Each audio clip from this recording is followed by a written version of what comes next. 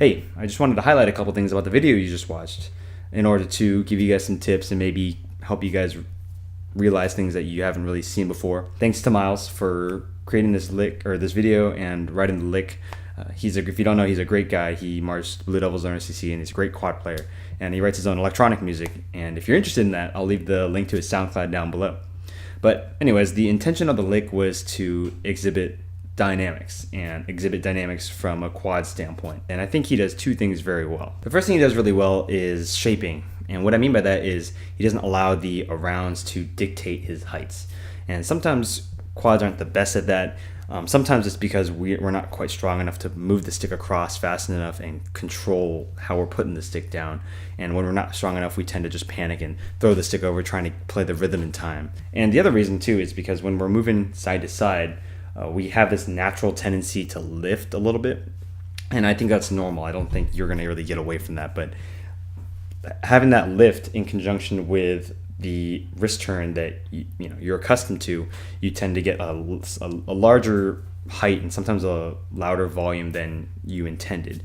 And I think that's where the term quad taps and quad heights comes from. And I think Miles does a really good job mediating that and controlling that, making sure he's not going too high. But every time he goes up and every time he goes down, it's very smooth, and there's not a whole lot of inconsistencies or notes sticking out where there shouldn't be. The second thing he does really well is hand-to-hand contrast.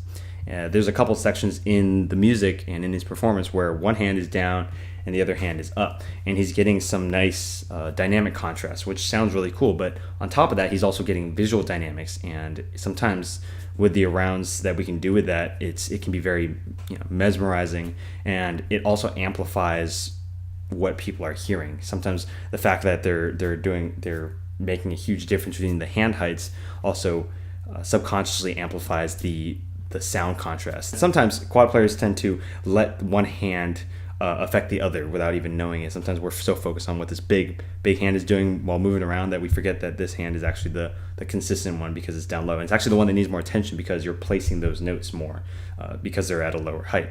And sometimes it really helps and it's really beneficial to focus more on the rhythmic integrity of the hand that's low rather than this hand.